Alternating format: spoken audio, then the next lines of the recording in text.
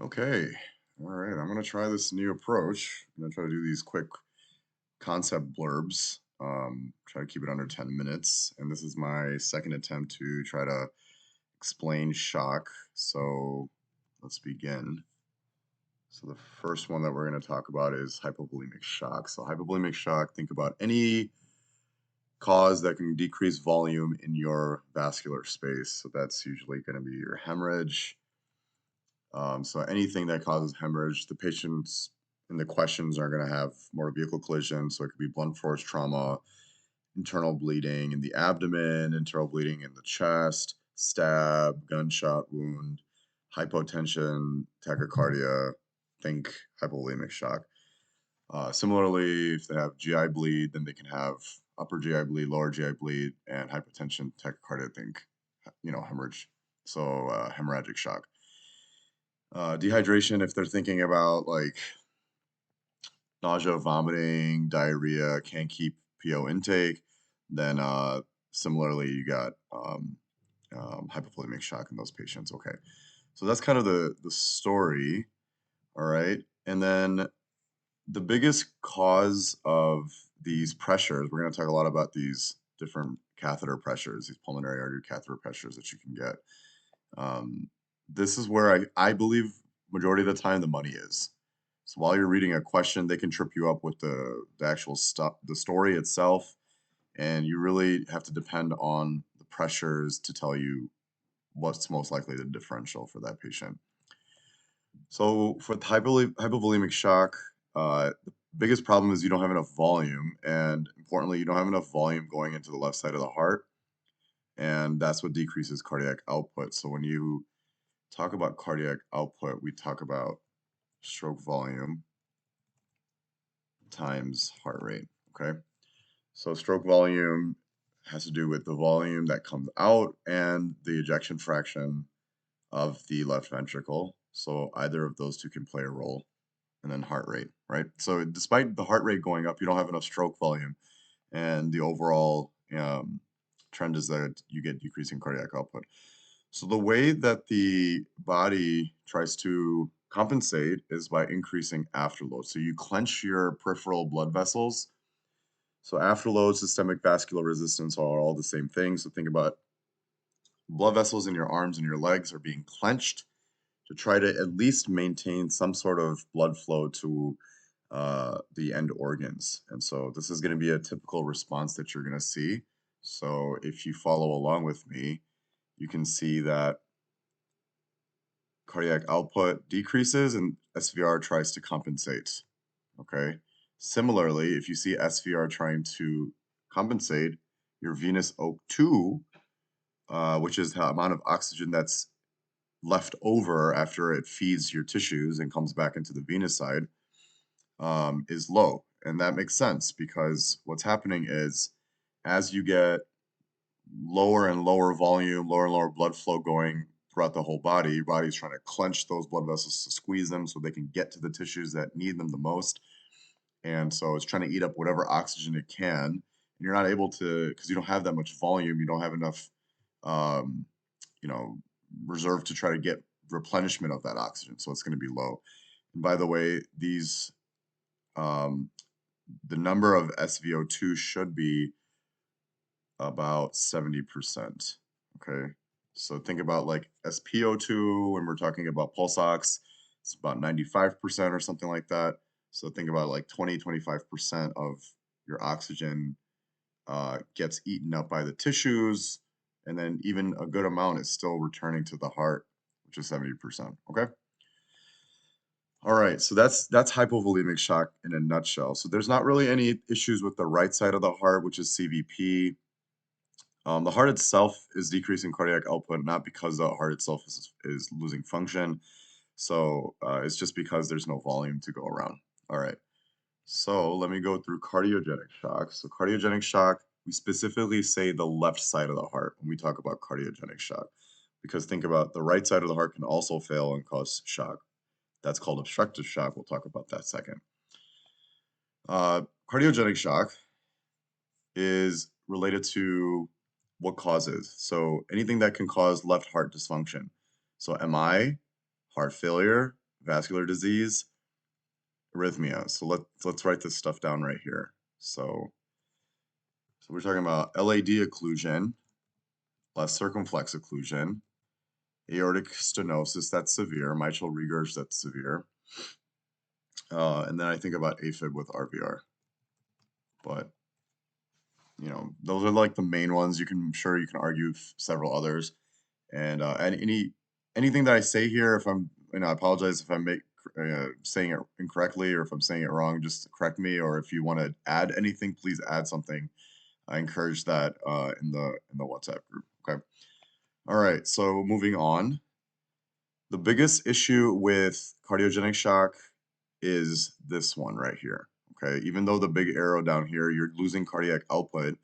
That's because, let's say you have a LAD occlusion, you don't get enough function left with your left ventricle, and your LVEF goes down significantly, and that's why your cardiac output goes down significantly.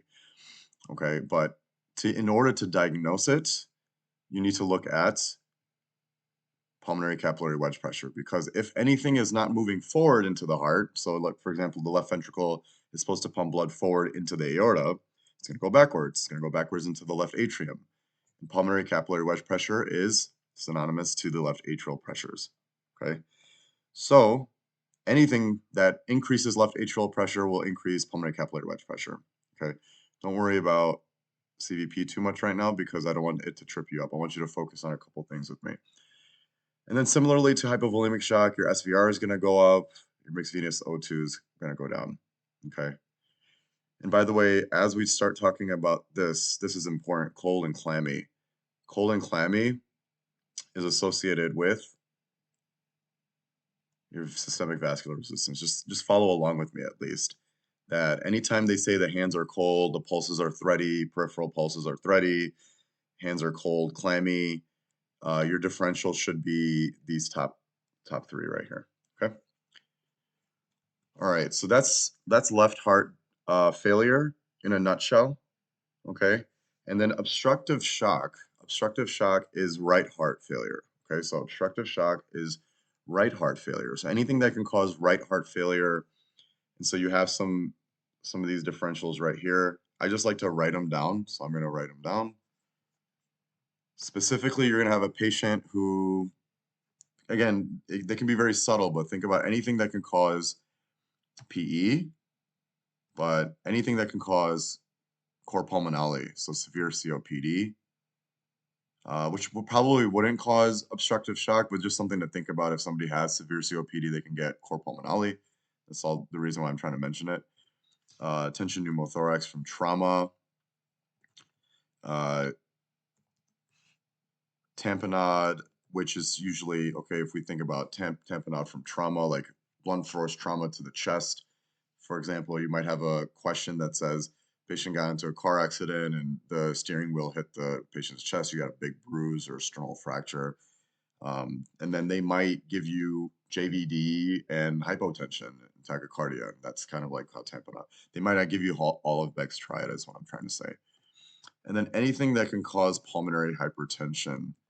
So it could be primary, and then some of these are considered secondary, like chronic PE, COPD, some of these genetic things, et cetera, et cetera. So again, if once your heart fails, so you can get pulmonary hypertension, but you're not like hypotensive. But once your heart fails, it's usually from a more acute process, okay? And then the big one from catheter pressures that you should be focusing on is this one, okay? So CVP is going to be elevated for anything that causes right side pressure elevations, okay? So if you have somebody who is, let's talk about this more. So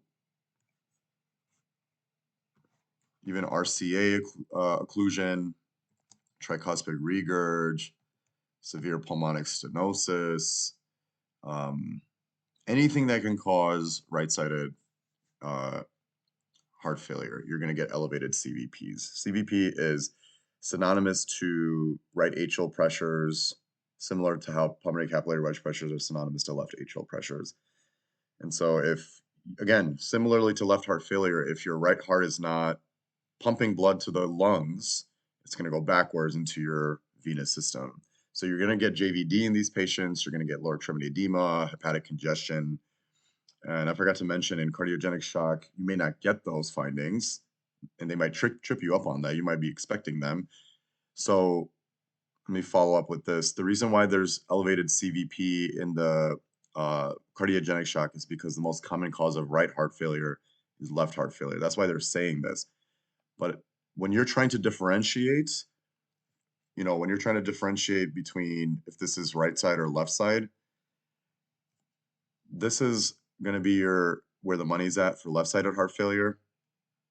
Okay, so I would ignore this while you're looking at one specific thing if you are. And then this is where the money's at for right-sided heart failure. Okay. So yeah, despite this being a decent table, it doesn't show you all the little nuances. So yes, both of them have severely decreased cardiac output. Okay. Both of them have increased SVR, and both of them have decreased mixed venous O2. Okay.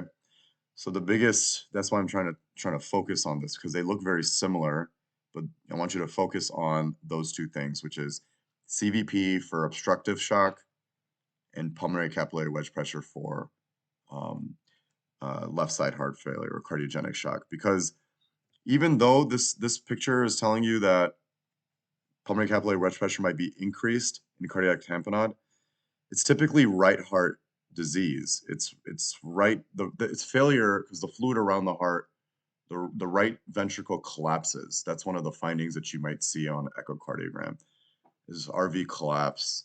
So the RV can't expand because there's too much pressure on it. So the blood can't go where it needs to go. So I'm not sure if I necessarily like this answer, but you guys can argue it in the comments if you want. So, all right, moving on. So distributive shock's a little tricky, but let's talk about it. So I'll try a different color. We'll do pink. All right. So sepsis and anaphylaxis are going to be the ones that we talk about first. So remember we were talking about cold and clammy. Start focusing on warm and dry for these next few. So the heart is not the problem for any of these distributive shocks. So distributive shock, you're going to see normal or low CVPs, pulmonary capillary wedge pressures. Okay. Where it gets interesting is the cardiac output goes up. And this is in sepsis and anaphylaxis, and this is like in the acute stages. So what ends up happening is you get tachycardia, which helps with cardiac output. So increase in heart rate,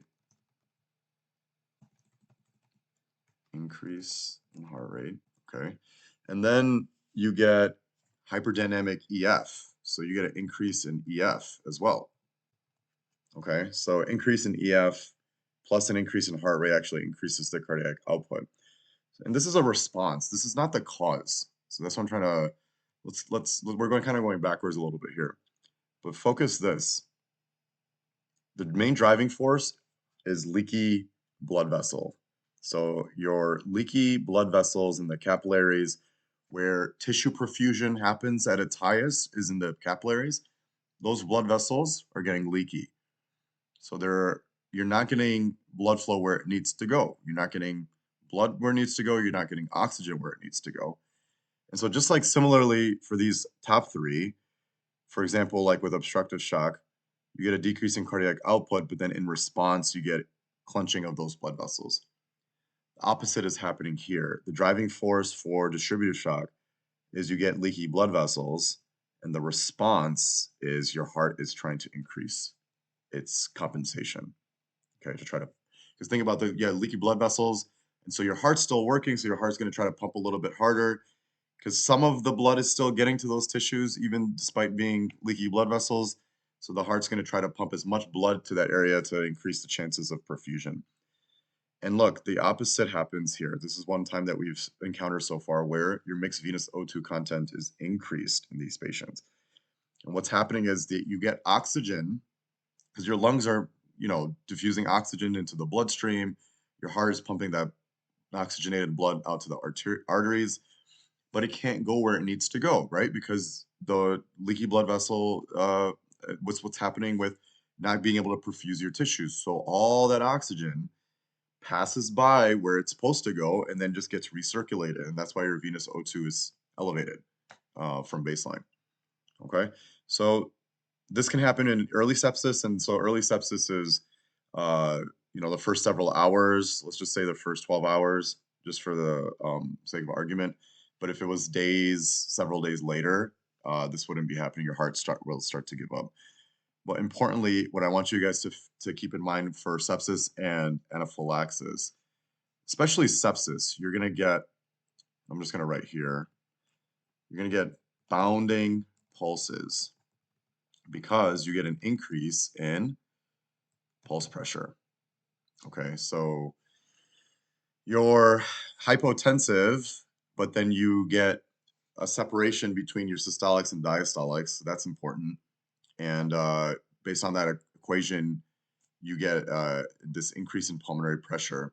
And so you get these warm hands, you get these bounding pulses, because think these leaky blood vessels is dissipating heat.